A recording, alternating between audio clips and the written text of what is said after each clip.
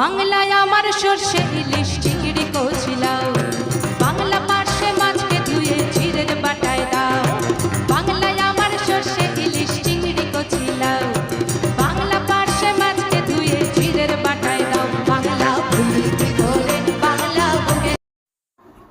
বন্ধুরা, আজ আমি তৈরি করছি ইলিশ ভাপা কিংবা ভাপা ইলিশ, যেটাই হোক তোমরা সবটাই বলতে পারো। তো দেখতেই পাচ্ছ আমি এখানে মশলা রেডি করে দিয়ে দিয়েছি। এখানে আছে সর্ষে, কাঁচা লঙ্কা, এই দুটো ভালো করে পেস্ট করে নিয়েছি। আমি সাদা সর্ষে আর কালো সর্ষে দুটোই মিক্স করে নিয়েছি। তোমরা চাইলে শুধু সাদা কিংবা শুধু কালোও দিতে পারো, আমি দুটোই দিয়েছি। তো এবার আমি এর মধ্যে একটুখানি লঙ্কার গুঁড়ো অ্যাড করে দিচ্ছি।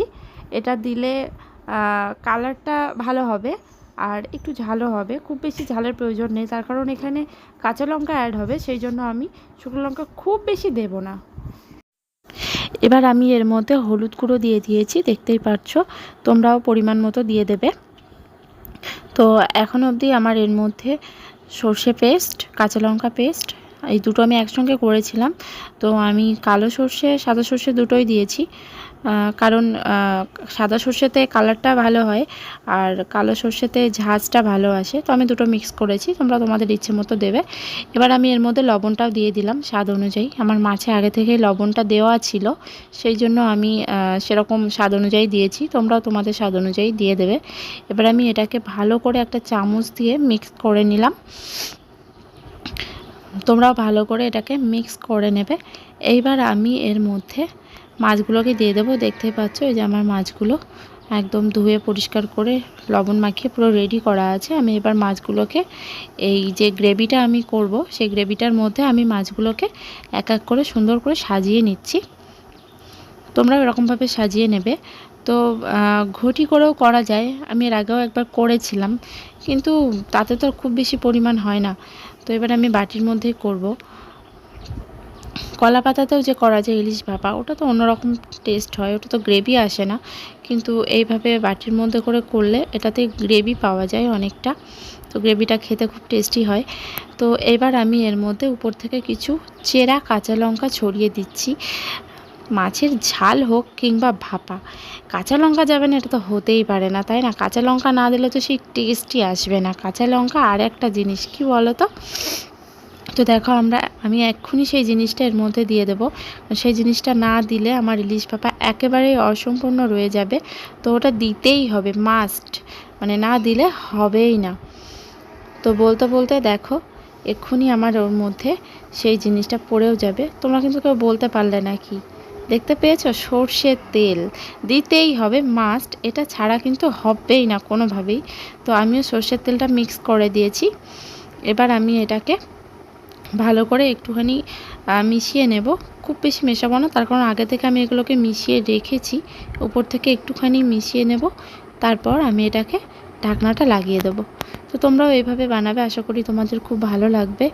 তো আমাদের এই মাছের ভাপাটা কিন্তু খুব টেস্টি হয়েছিল, তোমরাও বানিয়ে দেখতে পারো। তো আমি এবার ঢাকনাটা লাগিয়ে দিলাম। চলো এরপর দেখতে থাকো আর কি করি।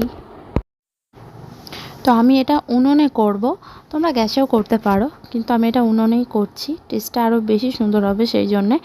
তো ওইখানে আমি উনুনে কড়াইতে জল বসিয়ে দিয়েছিলাম। তো জলটা যখন ফুটতে শুরু করবে তখন এই বাটিটা এর মধ্যে বসিয়ে দিতে হবে, আর খুব সাবধানে বসাতে হবে যাতে বাটিটা উল্টে না যায়, কারণ উল্টে গেলে সব গ্রেভি বেরিয়ে আসবে আর বাটির মধ্যে জলও চলে যাবে, তো পুরোটাই বেকার হয়ে যাবে একেবারেই। খুব সাবধানে করতে হবে।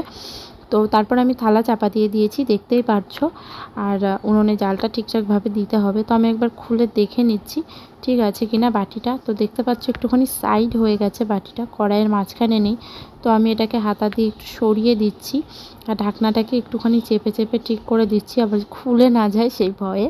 তো তোমরা একটু বারবার খুলে খুলে দেখে নেবে, নাহলে বাই চান্স খুলে গেলে এটা সবটাই নষ্ট হয়ে যাবে, সেই জন্যে। তো আমি ওটা ভালো করে দেখে নিচ্ছি বারবার করে, আর ঢাকা দিয়ে দিচ্ছি।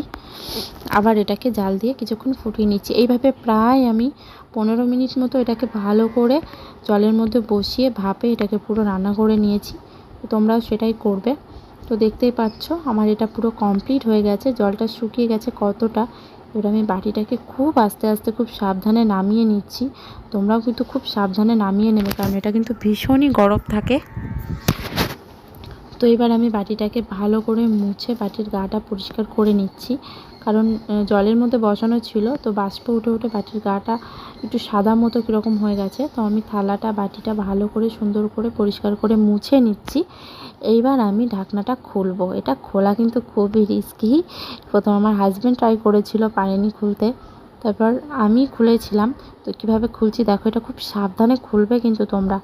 আর চাইলে রেখেও দিতে পারো, পরে একটু ঠান্ডা হয়ে গেলে তারপরও খুলতে পারো।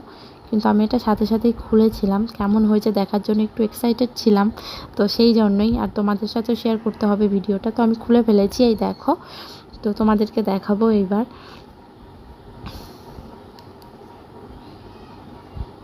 1 2 3 দেখতে পাচ্ছ? এই দেখো কেমন হয়েছে আমার গ্রেভিটা। তো খুবই সুন্দর এসছে কালারটা।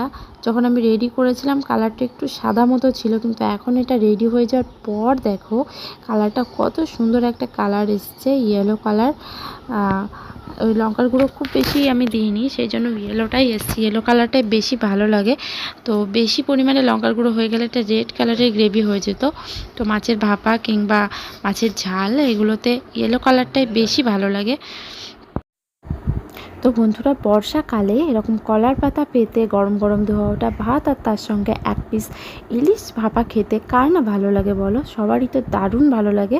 তো আমিও আজকে সেটাই করছি, কলা পাতা পেতে নিয়েছি আর তার উপরে গরম গরম একেবারে ধোয়া ভাত সুন্দর করে হাত দিয়ে গুছিয়ে রেডি করে নিচ্ছি, তোমরা দেখতেই পারছো।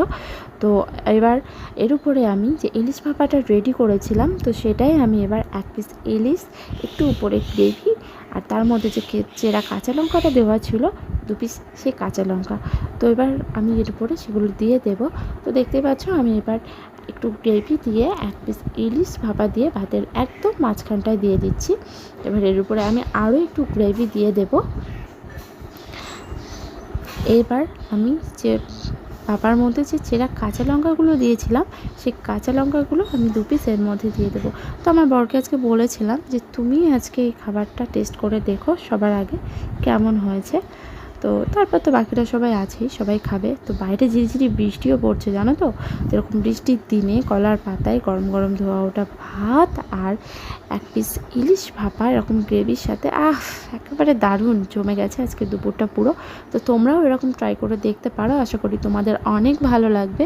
তো চলো, যদি ভিডিওটি ভালো লাগে একটা লাইক করে দিও, চ্যানেলটিকে সাবস্ক্রাইব করে দিও, আমার পাশে থেকে। চলো তাহলে, টাটা, বাই।